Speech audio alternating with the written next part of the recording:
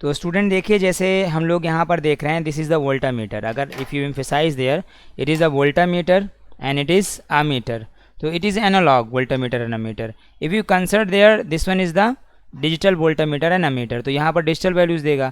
तो instead of these two, voltmeter और ammeter के जगह पर हम लोग डिजिटल वोल्टामीटर अमीटर यूज़ करें, क्योंकि ये एनालॉग है. तो प्रिसीजन हाई रखने के लिए हम लोग हमेशा डिजिटल वैल्यूज़ को देखते हैं, डिजिटल वैल्यूज़ को हम लोग स्टडी करेंगे.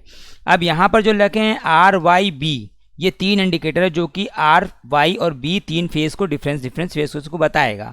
यहाँ पर जो आप ये देख रहे हैं, this one is the contractor और ये इसके ऑक्सिलरी कॉन्ट्रैक्टर है, जो कि हम लोग प्रीवियस पीरियड में हम लोग डिस्कस कर चुके हैं. We have discuss in the previous class and which kind of things are this one. तो हम लोग वो पढ़ चुके हैं और उसको आप स्टडी करें. अगर हम बात करते हैं इसकी, तो ये भी एक कॉन्ट्रैक्टर है.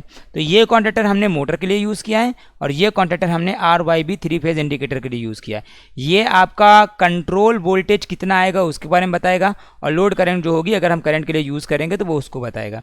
आप यहाँ पर देखें तो this one is the CB, circuit breaker है, और मिनिएचर सर्किट ब्रेकर भी यूज़ कर सकते हैं. और यहाँ पर ये देख रहे हैं सिंगल पोल की एमसीबी, ये 3 पोल सीबी है, ये सिंगल पोल एमसीबी है. This one in the NC button, NO button, NC button, NO button, emergency selector, ये सारे बटन देगा. तो इसे बोलते हैं इमरजेंसी स्टॉप बटन. इसे बोलते हैं NOPB, normally open push button. इसे बोलते हैं NCPB, normally close push button. This one is, और ये सारा जो आप चीज़ें देख रहे हैं, this one is the wire duct, और इसे देख रहे हैं this one is also the wire duct. तो इनकी अलग अलग विड्थ है, अलग अलग क्रॉस सेक्शनल एरिया के हैं. This are also wire duct. ये जो इस पर लगे हुए एमसीबी चैनल कहलाते हैं. तो एमसीबी चैनल के अलावा अगर आप बात करें कि ये किस तरह का सिस्टम है, तो हम लोगों ने जो ड्रॉ किया है सिस्टम को इंटरलॉकिंग के लिए यूज़ किया है. क्या यूज़ किया है? इंटरलॉकिंग के लिए. If you go to concern about this one, तो अगर आप देखें तो हम लोगों ने जो स्टडी किया है, तो यहाँ पर दो तरीके के हैं circuitry, load circuit and control circuit. अगर लोड एसएलडी की बात करें तो हमने यूज़ किया है, जैसे कंट्रोल के लिए अगर बात करें, if you go to the control, तो कंट्रोल एसएलडी की बात करें तो यहाँ पर हम लोगों ने ले रखा है एक इमरजेंसी स्टॉप. तो हम लोगों ने जो लिया है वो है एक इमरजेंसी स्टॉप. ठीक है. तो इमरजेंसी स्टॉप सिंपली इस तरीके से यूज़ कर हम लोग डिफरेंट करते हैं. तो ये है E stop, this one is the E stop. तो इमरजेंसी स्टॉप हो गया. अब इमरजेंसी स्टॉप अगर कंसर्न करता है कि what will be the here where we it will go, तो इमरजेंसी स्टॉप सबसे पहले जाएगा एक एनसी पुश बटन के पास. It will go to the NC push button, this one. तो ये जो आपकी होगी वो एनसी पीबी होगी, नॉर्मली क्लोज पुश बटन, जिसे हम लोग ये भी कह सकते हैं कि master stop. It is master stop. और ये पहुंचेगा सीधे आपके कॉन्टैक्टर के एनसी कॉन्टैक्ट पे, और ये पहुंचेगा आपके सीधे एनसी कॉन्टैक्ट पे, जो कि कॉन्टैक्टर का कॉन्टैक्टर नंबर 1, कॉन्टैक्टर नंबर 2, और ये हो जाएंगे आपके 11 एंड 12, 11 एंड 12. अब यहाँ पर सिंपली अगर हम डिस्कस करें कि किस तरीके से इसके और आगे जाएंगे, तो विल गो टू द एनो. तो ये जाएगा एनो बटन के पास, और ये भी जाएगा किसके पास? एक एनो बटन के पास. तो हम ये कॉन्टैक्टर नंबर 1 के लिए और कॉन्टैक्टर नंबर 2 के लिए स्टार्ट बटन की तरह यूज़ कर रहे हैं. स्टार्ट बटन अलावा ये जाएंगे रिले के पास. किसके पास जाएंगे? It will go to the relay. तो relay contactor A1 and A2, A1 and A2 हो जाएगा. तो सिंपली बात है, ऑब्वियस सी बात है ये है. और यहाँ पर भी एक लग जाएगा कॉन्टैक्टर, जिसे हम कहेंगे this one is the A1 and this one is the A2. ये दोनों यहाँ से क्या हो जाएंगे? शॉर्ट होकर कहाँ चले जाएंगे? न्यूट्रल पे चले जाएंगे. अब ये बात तो हो गई कि भाई ये कॉन्टैक्टर नंबर 1 का, अब this one will be the contactor number 1 and this will be the contactor number 2. तो सिंपली आप पुश करेंगे, एनर्जाइज होगा, चलेगा, लेकिन होल्डिंग नहीं लेगा. तो होल्डिंग करवाने के लिए हम लोग क्या करेंगे? यहाँ से इसके होल्डिंग कॉन्टैक्ट्स को हम लोग यूज़ कर लेंगे. We will use the holding contacts. तो यहाँ पर अगर आप बात करते हैं तो होल्डिंग कॉन्टैक्ट्स का जो नंबर ये दे रहे हैं, that will be the absolutely कुछ भी नंबर आपका, जैसे हो सकता है 13, 14 है ना, तो आप कह दीजिए कि there will be the 13 and 14. किसका? कॉन्टैक्टर नंबर 2 का. और यहाँ पर भी हमने एक लगाएंगे, here will be also NO button, NO, और उसे हम लोग कह देंगे this will be also and 13 and 14 contactor number किसका? 1 का. तो ये जो एसएलडी बनेगी ये आपका कंट्रोल एसएलडी होगी, जिसे हम लोग कह सकते हैं कंट्रोल एसएलडी. अब जैसे अगर हम इसे ट्रेस करें, तो ट्रेस करने के लिए देखिए यहाँ पर ये जो आपको दिख रहा होगा, दिस वन यहाँ पर ये क्या है, इमरजेंसी स्टॉप है। तो इमरजेंसी स्टॉप जैसे हम पहले इसको चला के बता देते हैं आपको, पहले हम इसे शो करते हैं कि हाउ इट वर्क। तो जैसे आप कहें कि सर इसे पहले हम ऑपरेट कर लेंगे, तो देखिएगा आप लोग, हम एमसीबी ओपन करने जा रहे हैं। यहाँ पर एमसीबी हमने उठाई तो ये लोड के लिए है, लेकिन अगर हम कंट्रोल को सिग्नल नहीं देंगे तो ये वर्क नहीं करेगा, इसलिए हमको इसको कंट्रोल भी देना है। तो अगर आप देखेंगे यहाँ पर जो आपका वोल्टा मीटर है, अगर हम इसको ओपन करते हैं तो देखिए यहाँ पर डिजिटल वैल्यू आपको शो कर रहा है और देखते हैं कितनी वैल्यू उसकी इस वक्त कितना वोल्टेज आ रहा है। तो वोल्टेज आपका AC 250 वोल्ट के आसपास है। 250 volt voltage is, if you want to see there, this one is the 250 volt voltage और करंट जीरो क्यों है, क्योंकि लोड, कोई भी लोड अभी अप्लाइड नहीं है।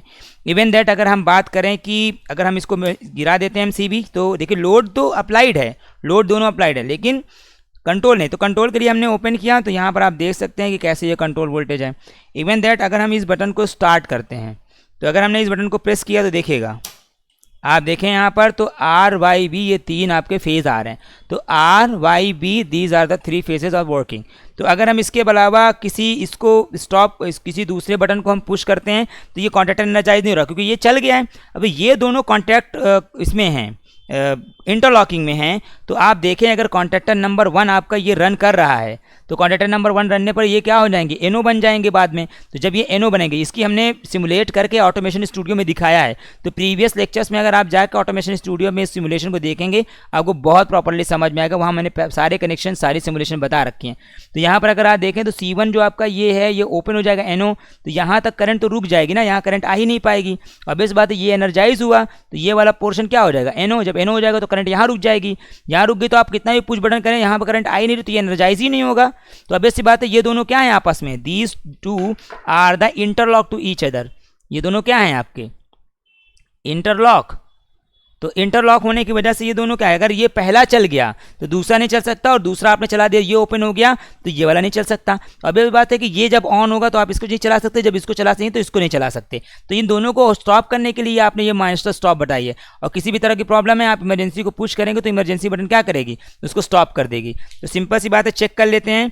हमने यहाँ पर देखा इमरजेंसी बटन को पुश कर दिया, जब इमरजेंसी बटन को पुश किया तो लोड क्या हो गया, ऑफ। लेकिन कंट्रोल तो अभी सर्किट भेज रहा है ना, लोड क्या हो गया, ऑफ हो गया। इवन दैट अगर हम इसको रिलीज़ करते हैं, देखिए NC बटन, इमरजेंसी बटन को पुश करने पर ये स्टक कर जाता है, और इसको रोटेट करके जब छोड़ते हैं तब ये रिलीज़ होता है। देखिए पुश किया, स्टक कर गया, रोटेट करके छोड़ा तो भी रिलीज़ करें। ये सिलेक्टर स्विच होती हैं, जिससे आप सिलेक्ट कर सकते हैं इसको, आप फेस को सिलेक्ट कर सकते हैं।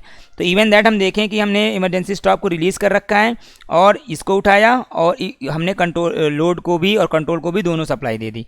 अब हम इस बटन को प्रेस करने जा रहे हैं।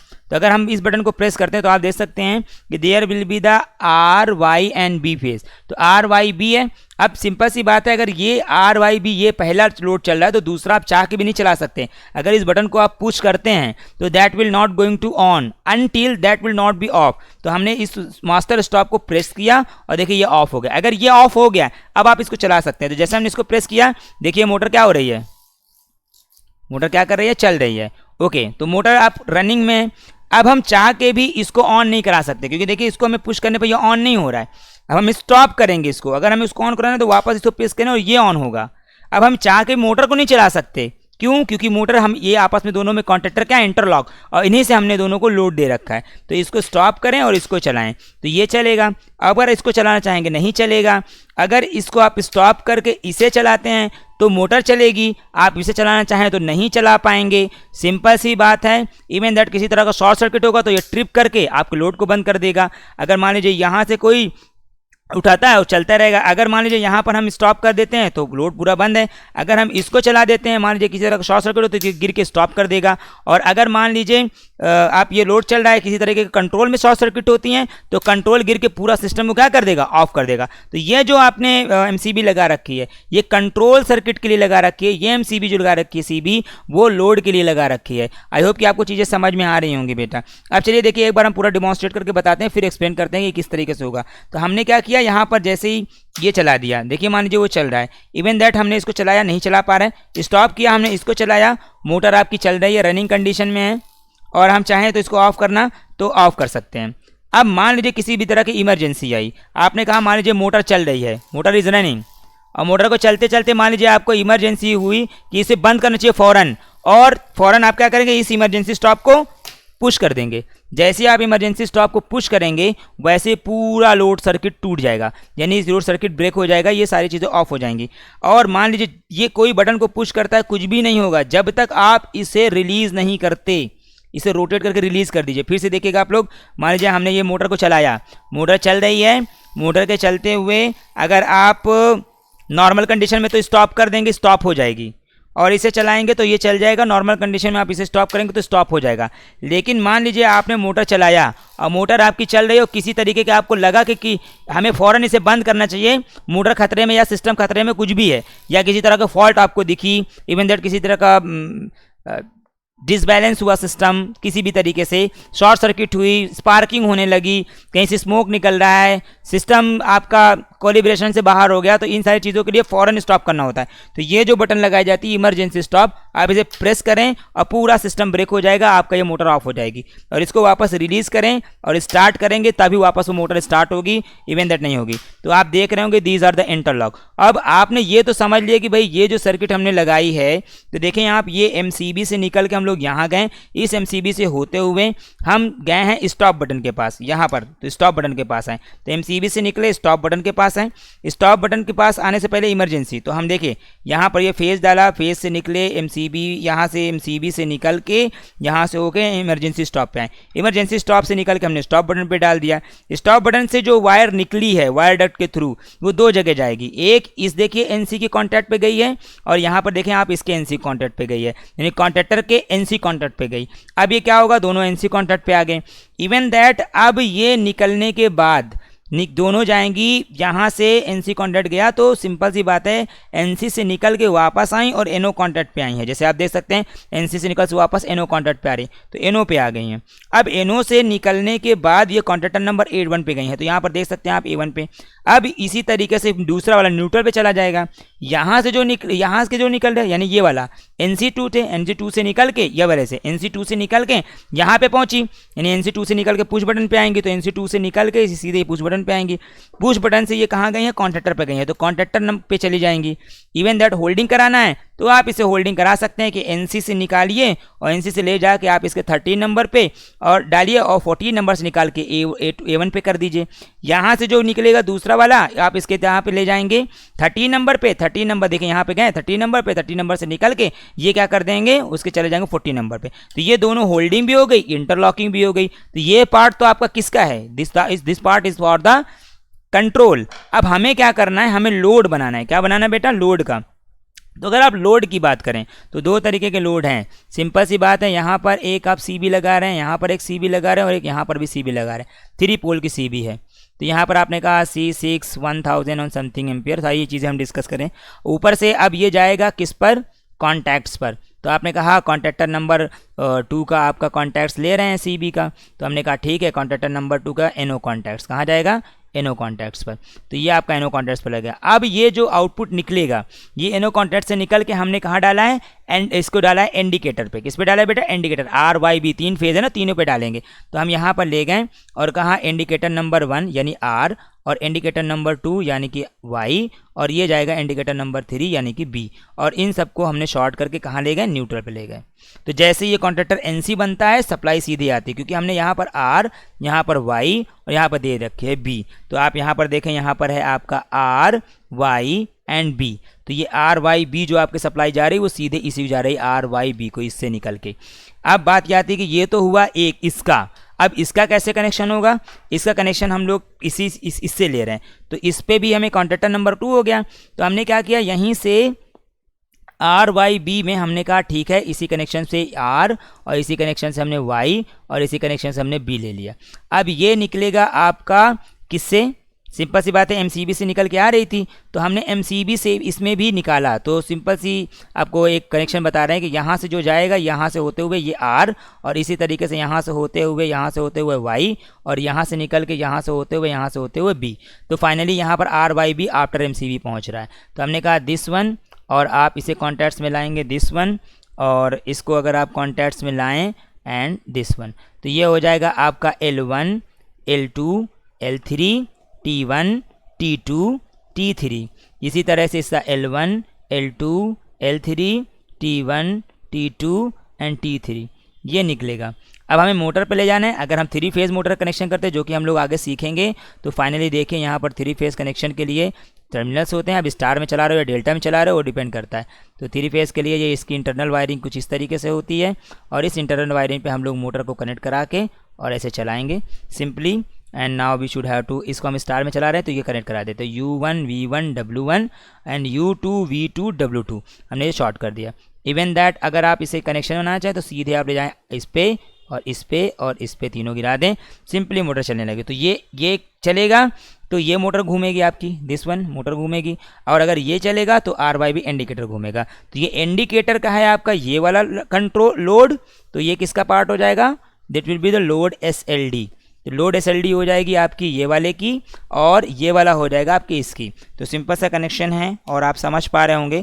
ये सारी चीज़ें हम लोगों ने ऑटोमेशन स्टूडियो में बहुत अच्छे से पढ़ रखी हैं इसलिए। तो चलिए हम आपको फाइनल डिमॉन्स्ट्रेशन बता देते हैं। अभी ये MCB भी गिरा दी हमने और ये MCB भी गिरा दी। तो सिंपली आप देख सकते हैं कि सारी चीज़ें नॉर्मल कंडीशन में। अब हमें स्टार्ट करना है, तो सबसे पहले आप कंट्रोल को स्टार्ट करिए और देखिए कितना वोल्टेज आ रहा है। द वोल्टेज इज़ 249 यानी 250 के आसपास, तो 250 वोल्ट आ रहा है। अगर सब कुछ ठीक है तो आप इसे ओपन करिए, यानी कि इसे हुकअप करिए, और ये एक्टिव हो गया। तो अब एक्टिव होने के बाद यहाँ पर सप्लाई इंतजार कर रहे कॉन्ट्रैक्टर के NC बनेगा, यानी कि सप्लाई इंतजार करिए कॉन्ट्रैक्टर के NC बने। जैसे कॉन्ट्रैक्टर NC बनेगा सीधे ये इंडिकेटर पे गिराएगी। जैसे हमने यहाँ पर प्रेस किया मोटर पे हैं, अगर हमें इंडिकेटर पे ले जाना है, if you want to go send to the indicator, तो आप जैसे बटन को पुश करेंगे ये NC बनेगा और इंडिकेटर पे ले जाएगा और RY भी तीनों ऑन हो जाएंगे। जैसे हम प्रेस करेंगे देखिए आप यहाँ पर RY भी तीनों ऑन हो गए, क्योंकि इंडिकेटर एनर्जाइज हो गया ये वाला।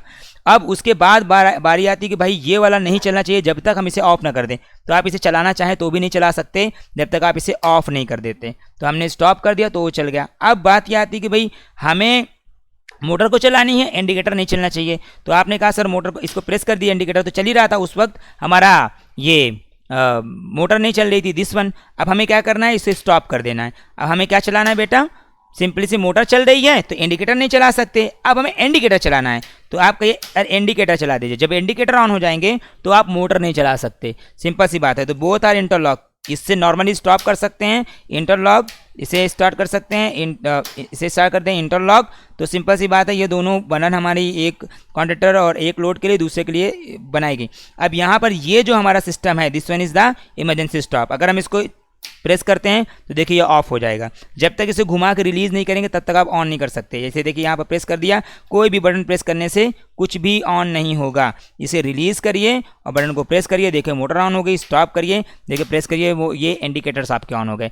अगर आपने यहाँ पर बटन को प्रेस किया तो देखिए लोड आपका ऑफ हो जाएगा, और यहाँ से आप क्या कर सकते हैं, सिंपली पूरे सिस्टम को मॉनिटर कर सकते हैं। तो इसे कहते हैं आपका मोटर, 3 फेज इंडक्शन मोटर के लिए। और this one is the RYB indicator, और digital voltmeter meter, contactor, auxiliary contact, wire duct, और अलग अलग विड्थ की हैं, MCB चैनल, कॉन्टैक्टर्स, और 3 pole MCB, single pole MCB, इसे बोलते हैं terminal blocks. This one is the NCPB, NOPB, NCPB, NOPB, emergency stops and selector switch. तो ये आज का जो सिनेरियो है that will be absolutely you I think you have to understand this one. और हम नेक्स्ट क्लासेस में और भी ज़्यादा अच्छी और कॉम्प्लेक्स चीज़ें को डिस्प्लेन करेंगे। अब जैसे टाइमर फंक्शन को हमें पढ़ना होगा, बहुत सारी चीज़ें पढ़नी होगी। Okay, so student we have to understand the concept of the contactor and interlocking. और हम लोगों ने कुछ हार्डवेयर्स देखे, बेसिक्स।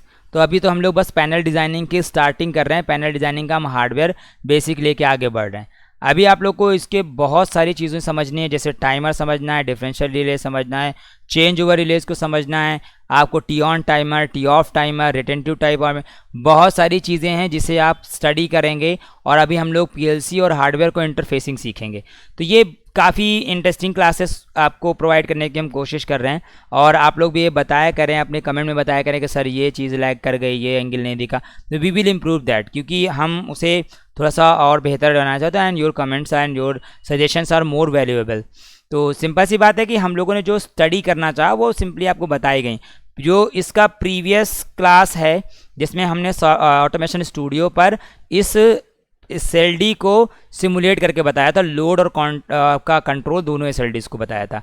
तो ये एक सिस्टमेटिक तरीके से हम लोग पढ़ेंगे। जैसे पहले क्या होता है बोर्ड पे पढ़ लिया, उसके बाद फिर उसका सिमुलेशन कर लिया, सिमुलेशन के बाद हम उसे हार्डवेयर बनाएंगे, हार्डवेयर बनाने के बाद हम लोग स्टडी कर लेंगे कैसे होता है। तो एक एक टॉपिक को अब हम कवर करना शुरू करेंगे। जैसे नेक्स्ट टॉपिक में हम टाइमर रिले आपको पढ़ाएंगे, T on timer and T off timer, और कैसे साइक्लिक टाइमर हम पढ़ते हैं। तो हार्डवेयर पे हम लोग टाइमर बना के और उसको कॉन्ट्रैक्टर के साथ पूरा करके एक स्टडी करके देखेंगे। पहले सिमुलेशन और हार्डवेयर में एक एक टॉपिक हम लोग कवर करते जाएंगे। आई थिंक कि आपको क्लासेस में चीज़ें समझ में आई होंगी, क्लियर हुई होंगी, and you will enjoy to the class, and we will see you in the next class a day after tomorrow, and we will study this one all the phenomenon. Okay, तो ठीक है बेटा, आज के लिए हम लोग इतना ही रखते हैं। और अपने दोस्तों को, अपने साथियों को वीडियोस रिकमेंड कर दिया करें।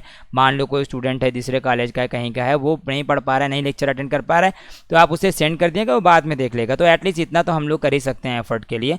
सो thank you to be here, और क्लासेस करते रहें, पढ़ते रहें, जानते रहें, सीखते रहें, और टेक्निकली अपने आप को प्रिपेयर करें, ताकि आप एक अच्छा टेक्निकल एक्सपोजर के साथ एक अच्छा टेक्निकल रिफ्लेक्शन आपके थ्रू आए, जिससे चीज़ें बेहतर हों। And we are trying, and a small effort we are just doing that, and that effort makes the fruitful until you are not trying to be change the things. Okay, so thank you to be here again, and we have to just finish the class today. Okay, thank you.